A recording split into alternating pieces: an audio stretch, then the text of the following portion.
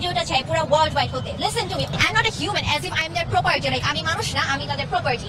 মারধরের অভিযোগে বাবা মায়ের বিরুদ্ধে ইংলিশ মিডিয়াম পড়া এক মেয়ে মামলা করেছেন। Some parents are not parents, they are criminals. প্রশ্ন হলো, বাবা মা সন্তানকে কতটুকু শাসন করতে পারবেন, কি কি বিষয়ে শাসন করার অধিকার রাখেন, বাবা মা শাসন করলে সন্তানের করণীয় কি? মাশাআল্লাহ, চমৎকার অনেকগুলো প্রশ্ন এখানে চলে এসেছে এবং এই ঘটনা আমারও চোখে পড়েছে।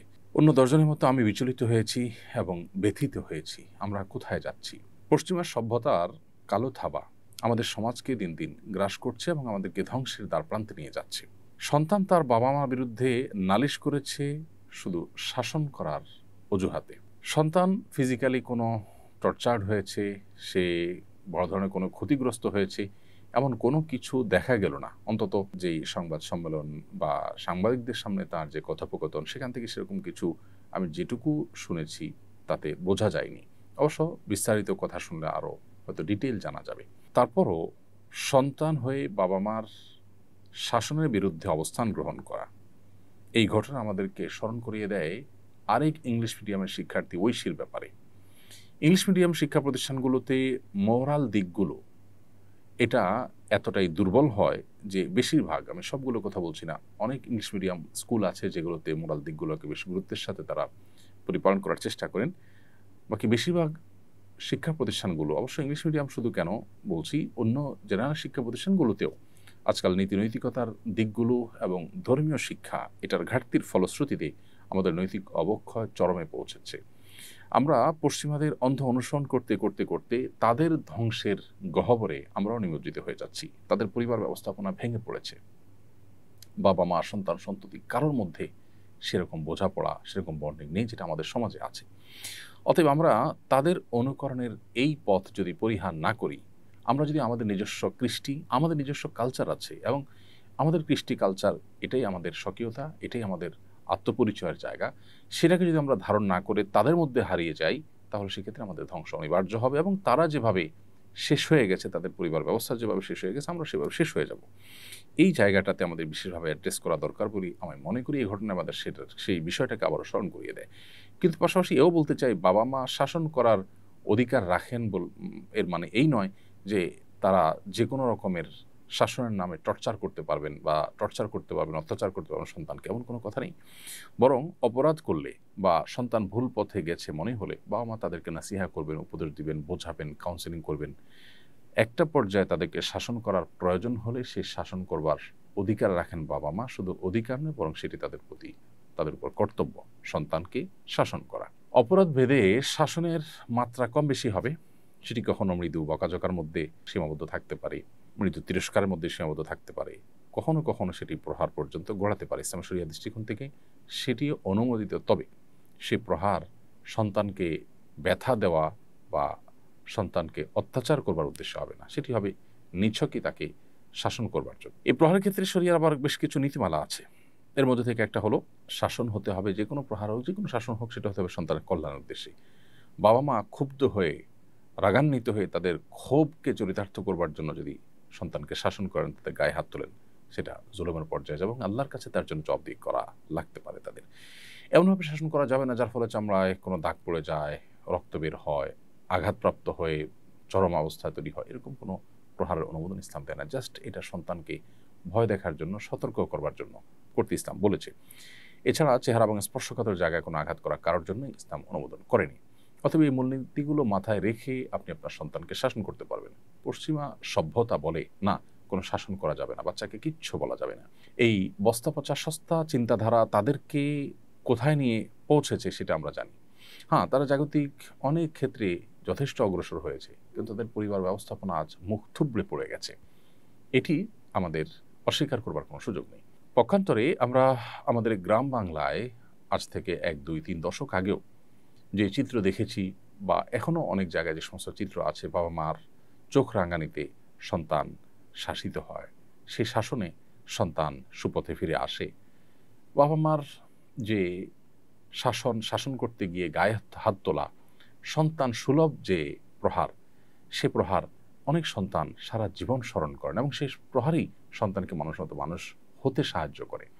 পশ্চিমাদের মতো স্বেচ্ছাচারী মনোভাবের সমাজ যদি আমরা বিনির্মাণ করি, তাহলে সেক্ষেত্রে বাবা মা কেন কেউই সন্তানদেরকে যা খুশি তা করতে বাধা দিবে না, এবং সেটার ফলশ্রুতিতে তারা বৈষয়িক উন্নতি হয়তো করতে পারে, কিন্তু তাদের চারিত্রিক অধঃপতন নিশ্চিত। অতএব এই জায়গাটাতে আমাদের খুব ভালো করে রপ্ত করা দরকার যে ইসলাম আমাদেরকে যে নীতিমালা দিয়েছে, এটা আল্লাহ এবং তার রাসূলের পক্ষ থেকে দেওয়া নীতিমালা।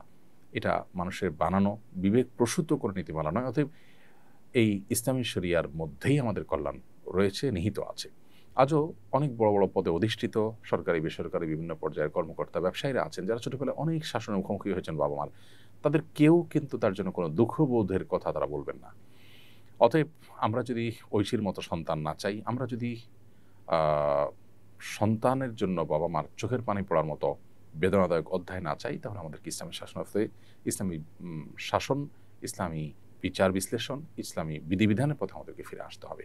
আমাদের সন্তানদেরকে ধর্মীয় এবং নৈতিক মূল্যবোধ তাদের মধ্যে জাগ্রত করবার চেষ্টা করতে হবে। সন্তানকে যদি সুশিক্ষা দেওয়া হয়, দ্বীনি শিক্ষা, ধর্মীয় শিক্ষা দেওয়া হয়, সেই সন্তান বাবা মার বিরুদ্ধে এভাবে অভিযোগ করতে যাবে না, যাওয়ার কথা নয়। তবে খোলাসা কথা হলো, বাবা মাও শাসন করতে গিয়ে সীমা ছাড়িয়ে চলে যাবেন না। এমনকি বকাঝকা করতে গিয়েও সন্তানের মানসিকতা, সেটাকে লক্ষ্য রাখা, তার কোনো টর্চার হচ্ছে কিনা, সে কতটা নিতে পারবে, সব সন্তান একরকম হয় না, ভেঙে পড়বে কিনা, এ বিষয়গুলো মাথা রাখা দরকার। অতএব বাস্তবতা বিবেচনা না করে বাবা মা শাসনের নাম করে যদি এমন কিছু করেন যা সন্তানকে ক্ষতিগ্রস্ত করে, তাহলে সেটা অবশ্যই নাজায়েজ হবে, অনুচিত হবে। আমি একজন শিক্ষক, আমার নির্ধারিত বিষয়ের পরীক্ষায় কম নম্বর পেয়ে একজন শিক্ষার্থী আত্মহত্যা করেছেন। যদিও এতে আমার কোনো অন্যায় ছিল না, তবু আমি অনুশোচনায় ভুগছি। কম নম্বর পেলে আত্মহত্যা করার প্রবণতা রোধে করণীয় কি? এই জন্য অতিমূল্যায়ন করে বেশি নম্বরও তো দিতে পারি না, পরামর্শ দিয়ে বাজিত করবেন। সম্মানিত শিক্ষক, আপনার এই অনুশোচনাটা, এটা আপনার দায়িত্ববোধের জায়গা থেকে, এটা আপনার মানবিক যে দিক আছে আপনার মধ্যে, সেই জায়গা থেকে হয়তো আপনি অনুশোচনায় ভুগছেন। আপনি নিজেও হয়তো বুঝতে পেরেছেন যে এখানে আসলে আপনার কোনো দায় নেই, আল্লাহর কাছে আপনি দায়ী হবেন না ইনশাআল্লাহ। কোনো শিক্ষার্থী পরীক্ষা খারাপ করলে আপনি তার খাতায় সে যা পেয়েছে সেই অনুযায়ী আপনি মার্ক দিবেন, এটি আপনার কর্তব্য। সেটা না করলে বরং অতিমূল্যায়ন করে যদি বেশি নম্বর দেন, সেক্ষেত্রে এটি হবে খেয়ানত, এটা হবে অন্য শিক্ষার্থীর প্রতি অবিচার এবং জুলুম। এজন্য অতিমূল্যায়ন করা যাবে না। আপনি আপনার দায়িত্ব সঠিকভাবে পালন করবেন। কোনো শিক্ষার্থী যদি বিপদগামিতার পথে পা বাড়ায়, তার দায় তার নিজের একান্ত। পরীক্ষায় খারাপ ফলাফল করার কারণে আত্মহত্যার দিকে চলে যাওয়া, পরীক্ষা দিতে না পারার কারণে পাগল পড়া হয়ে যাওয়ার ভিডিও আমরা দেখতে পাই বিভিন্ন সময়। এমনকি বাবা মা অস্থির হয়ে কান্নাকাটি করে পাগল পড়া হয়ে যান। এই বিষয়গুলো পরিষ্কারভাবে আমাদেরকে ইঙ্গিত করে, আমাদেরকে বার্তা দেয়, জানান দেয় যে আমরা প্রচণ্ড রকমে ভোগবাদী, বস্তুবাদী হয়ে গেছি। একজন মুসলিম যিনি আখিরাতে বিশ্বাসী, যিনি আল্লাহতে বিশ্বাসী, যিনি কোরআন এবং সুন্নাহয় বিশ্বাসী, তার অবস্থান, তার ক্রিয়াকর্ম কোন অবস্থাতে এরকম হতে পারে না। পৃথিবীর সব কিছু চলে গেলেও মানুষ হিসেবে কষ্ট তো আমরা পেতেই পারি, কিন্তু ভেঙে চুরে দুমড়ে মুশড়ে আত্মহত্যার পথে চলে যাওয়া, এটা আমাদের আখিরাতের প্রতি বিশ্বাসের সাথে সঙ্গতিপূর্ণ নয়। পরীক্ষা ফেল করা মানে আমার সব শেষ হয়ে যাওয়া নয়। আমার পৃথিবীর সবও যদি শেষ হয়ে যায়, আখিরাতটা যদি আমার ঠিক থাকে, তাহলে তো আমার খুশি হওয়া উচিত, শুকরিয়া আদায় করা উচিত যে আমার আখিরাতটা অন্তত ঠিক আছে। অতএব আমাদের মধ্যে ঈমানি চেতনা এটা দুর্বল হয়ে যাওয়ার কারণে, আখিরাতের প্রতি বিশ্বাসটা দুর্বল হওয়ার কারণে বৈষয়িক বিষয়টা আমাদের কাছে অনেক বড় হয়ে দেখা দেয়, এবং যার ফলশ্রুতিতে আমাদের এই অধঃপতন শুরু হয়েছে। গোটা পৃথিবীর বিভিন্ন প্রান্তে প্রান্তরে উন্নত দেশগুলোতে যে পরিমাণ আত্মহত্যার প্রবণতা এবং ঘটনাগুলো আমরা দেখি, সেগুলো কিন্তু একই ইঙ্গিত দেয় এবং একই কারণে হয়ে থাকে। অর্থাৎ বৈষয়িক বিষয়গুলো অনেক বড় হওয়ার কারণে মানুষ এ পথে যায়। একজন মানুষ যখন প্রকৃত অর্থে যখন তিনি আল্লাহর প্রতি বিশ্বাসী, আখিরাতের প্রতি বিশ্বাসী হবেন, তার দ্বারা কখনো এটি সম্ভব না। আল্লাহ বলেছেন, ওয়ালা ইয়াইআস মির রাউহিল্লাহি ইল্লাল কওমুল কাফিরুন, আল্লাহর রহমত থেকে অবিশ্বাসী সম্প্রদায় ছাড়া ঈমানদার নিরাশ হতে পারে না। নিরাশ হয়ে এই যে নৈরাশ্য থেকে আত্মহননের পথে পা বাড়ানো, এটা কোনো ঈমানদারের সাথে যায় না। ঈমানদারের অভিভাবক আল্লাহ, তিনি সবকিছু দেখছেন।